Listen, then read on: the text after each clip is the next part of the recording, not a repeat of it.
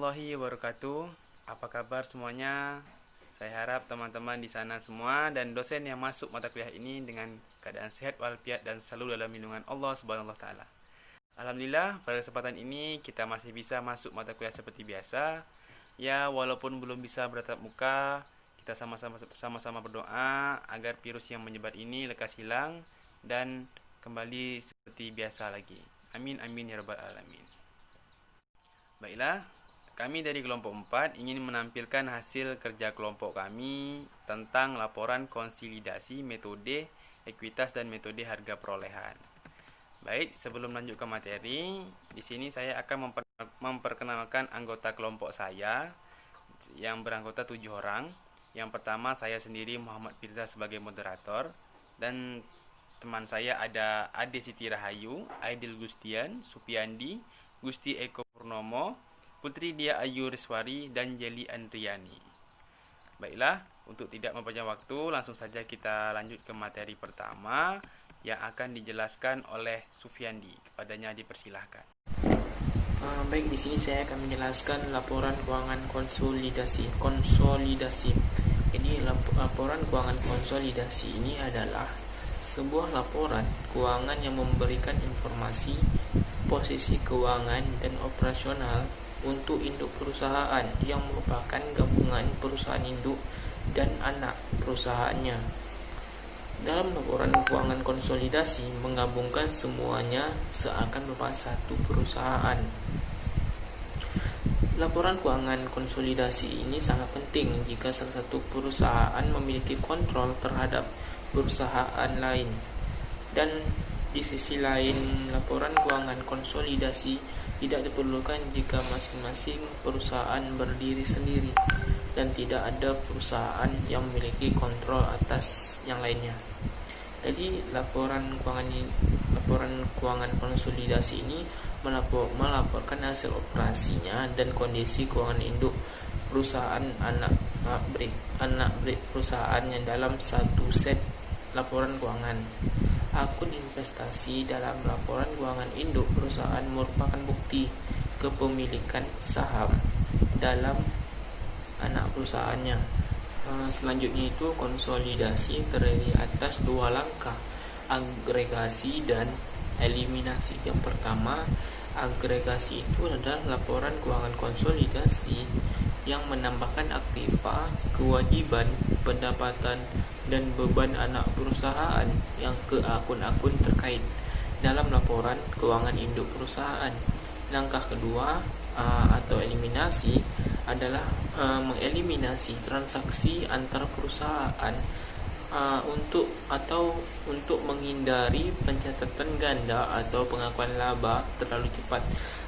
Jadi hasil akhir konsolidasi neraca adalah pelaporan anak perusahaan yang diperoleh pada nilai pasar wajar pada tanggal akuisisi.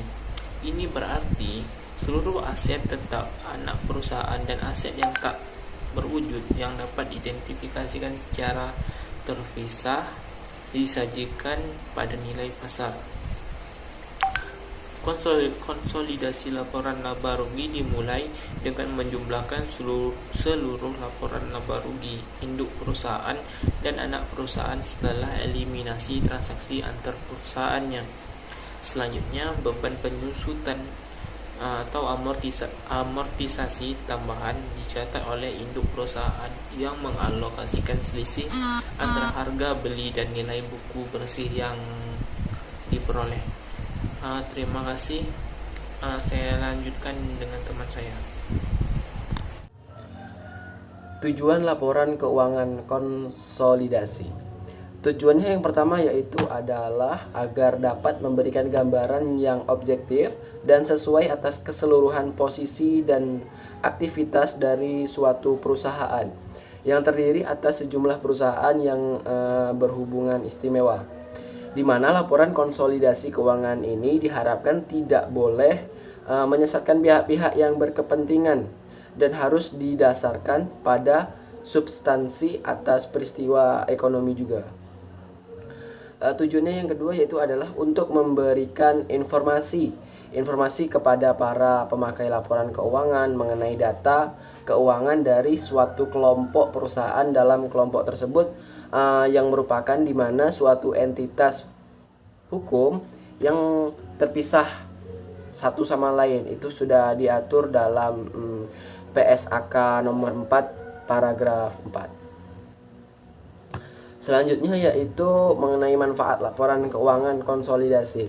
Manfaatnya itu adalah salah satunya yang pertama, dapat memberikan gambaran yang jelas tentang total sumber daya perusahaan hasil gabungan ini di bawah kendali induk perusahaan kepada para pemegang saham, kreditor, dan penyedia dana lainnya. Manfaatnya yang kedua yaitu adalah dapat memberikan informasi terkini bagi manajemen induk perusahaan, baik mengenai operasi gabungan dari entitas konsolidasi dan juga mengenai perusahaan individual yang membentuk entitas konsolidasi. Oke, baik, di sini saya akan menjelaskan tentang prinsip konsolidasi. Di sini ada dua, di mana anak perusahaan seharusnya tidak dikonsolidasikan untuk keperluan pelaporan, yaitu yang pertama ada pengendalian tidak lengkap atau sementara. Nah, artinya di sini konsolidasi tidak tepat jika pengendalian bersifat sementara. Pengendalian tidak berada di tangan pemilik mayoritas atau jika anak perusahaan akan dihapuskan. Yang kedua itu ada laba tidak pasti, yang artinya jika terdapat ketidakpastian yang tinggi tentang peningkatan ekuitas dari anak perusahaan yang telah dicatat sebagai akrual pada induk perusahaan, konsolidasi ini bukanlah hal yang tepat. Ketidakpastian yang tinggi dapat muncul sebagian dengan anak perusahaan internasional. Sebagai konsekuensi ini, dari kriteria pengendalian tersebut, perusahaan dengan kepemilikan kurang dari 50% akan dikonsolidasikan.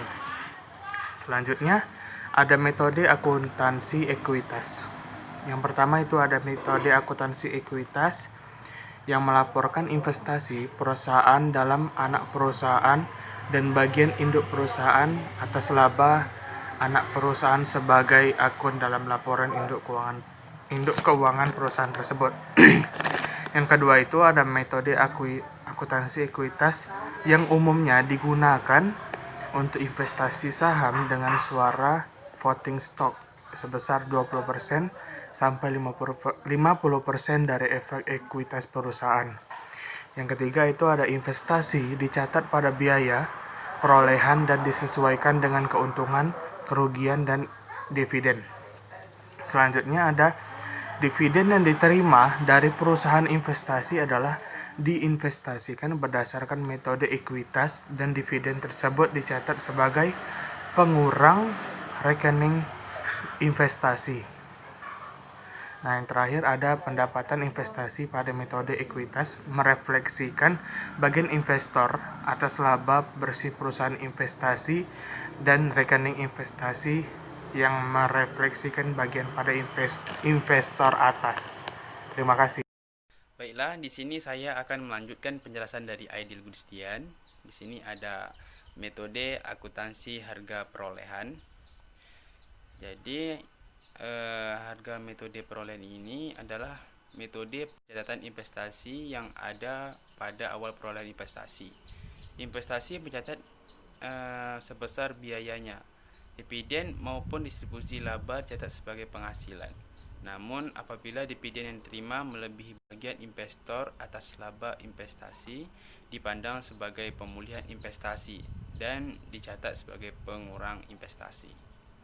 Itu ada ciri-ciri metode harga perolehan yang terbagi menjadi 3 bagian. Yang pertama ada laba atau rugi diperoleh perusahaan anak tidak dilakukan penjundalan. Yang kedua, eliminasi saldo modal (EGIO) LYD perusahaan anak ditentukan dengan bertitik tolak pada posisi neraca. Yang ketiga, hak imunitas ditentukan dengan bertitik tolak pada posisi akhir setelah transaksi di kertas konsolidas. Oke, selanjutnya akan dijelaskan oleh teman saya. Berikutnya teman-teman, saya akan menjelaskan mengenai pencatatan dengan metode ekuitas. Pencatatan dengan metode ekuitas ini terbagi menjadi 3 lagi, teman-teman. Yang pertama yaitu laba perusahaan anak. Laba perusahaan anak pencatatannya investasi saham perusahaan anak berada di debit, laba rugi berada di kredit. Dan dalam kurungnya itu persentase kepemilikan dikali laba perusahaan anak. Yang kedua yaitu rugi perusahaan anak. Rugi perusahaan anak ini, laba rugi berada di debit, investasi saham perusahaan anak berada di kredit. Persentase kepemilikan kali rugi perusahaan anak. Yang ketiga yaitu dividen anak, piutang dividen atau kas.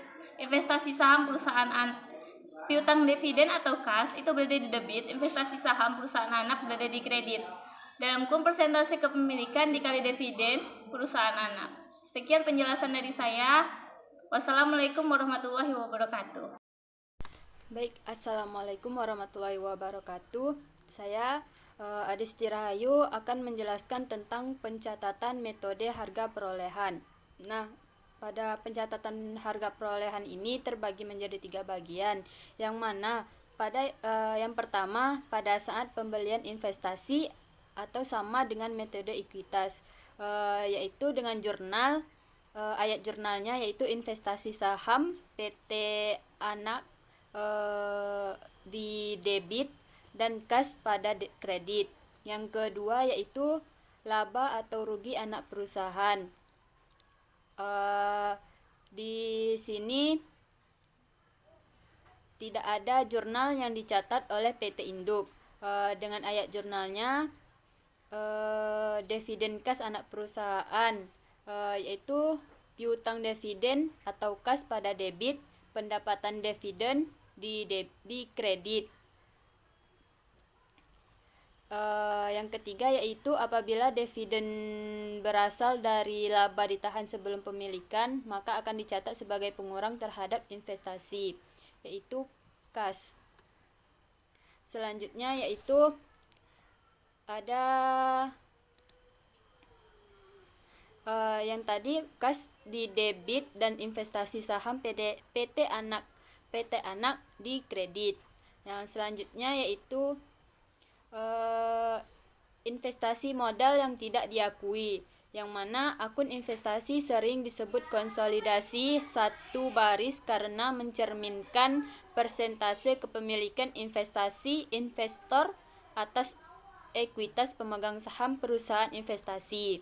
Nah, di balik saldo investasi saham online consolidation ini terdapat aset dan kewajiban perusahaan investasi. Aset dan kewajiban yang tidak tercatat dalam jumlah besar dapat tidak tercatat dalam neraca investor. Yang kedua yaitu cadangan pajak atas laba anak perusahaan yang dibagikan. Nah, jika laba anak perusahaan yang tidak dibagikan ini termasuk dalam laba akuntansi sebelum pajak induk perusahaan atau melalui konsolidasi atau metode akuntansi ekuitas, maka diperlukan cadangan pajak atau tax provision. Yang selanjutnya itu penggabungan usaha. Nah, penggabungan usaha ini atau business combination yaitu mengacu pada merger, akuisisi, reorganisasi atau restrukturisasi atas 2 atau lebih perusahaan untuk membentuk sebuah perusahaan lainnya. Nah, penggabungan usaha ini mengubah kepemilikan dan pengendalian atas perusahaan yang diakuisisi atau diinvestasi. Hal ini terjadi bila suatu perusahaan mengakuisisi atau mendivestasi dirinya sendiri atas sebagian besar efek ekuitas perusahaan lain. Nah, selanjutnya yaitu ada akuntansi penggabungan usaha. Nah, dalam akuntansi penggabungan usaha ini terbagi menjadi 4 bagian. Yang pertama yaitu akuntansi penggabungan usaha ini memerlukan keputusan tentang bagaimana menilai aset dan kewajiban entitas yang baru. Nah, keputusan ini meliputi revaluasi seluruh aset dan kewajiban yang diakuisisi menjadi nilai pasar, dengan dampak besar terhadap laporan keuangan saat ini dan laporan keuangan di masa yang akan datang. Nah, selanjutnya yaitu perusahaan harus mencatat nilai pasar wajar aktiva tak berwujud yang dibeli yang sebelumnya tidak diakui sebelum mencatat goodwill. Yang ketiga ada goodwill tidak lagi diamortisasi melainkan diuji setiap tahun untuk penurunan nilai. Yang keempat ada standar mengharuskan pengungkapan alasan utama penggabungan usaha dan memperluas informasi alokasi harga beli. Oke, langsung saja. Masalah penggabungan usaha di sini saya akan menjelaskan ada 7. Yang pertama itu menilai pertukaran. Menilai pertukaran ini misalnya seperti ada penentuan aktiva yang diperoleh secara individu, secara kelompok ataupun penggabungan usaha. Yang kedua itu ada nilai pertukaran kontingensi. Nilai pertukaran kontingensi ini seperti mengungkapkan pengeluaran kontingensi atas aktiva tambahan. Kemudian ada mencatat pengeluaran kontingensi atas aktiva. Yang ketiga itu ada menyesuaikan jumlah saham akuisisi. Oke, yang ketiga ada alokasi total harga perolehan, di mana alokasi total harga perolehan ini seluruh aktiva yang dapat diidentifikasi dalam penggabungan usaha. Yang keempat itu ada penelitian dan pengembangan dalam proses. Misalnya itu untuk mengurangi ataupun menghilangkan alokasi harga perolehan pada goodwill. Yang kelima itu ada utang dalam laporan keuangan konsolidasi. Yang keenam itu ada laba dari penawaran perdana anak perusahaan. Dan yang ketujuh itu ada penjualan dan laba sebelum akuisisi. Sekian yang dapat saya sampaikan. Apabila ada kesalahan saya mohon maaf. Assalamualaikum warahmatullahi wabarakatuh. Baiklah, mungkin itu saja dari kelompok kami. Jika ada kesalahan dalam penjelasan, kami mohon maaf. Kami dari kelompok 4 undur diri. Wabillahi taufiq wal hidayah. Wassalamualaikum warahmatullahi wabarakatuh.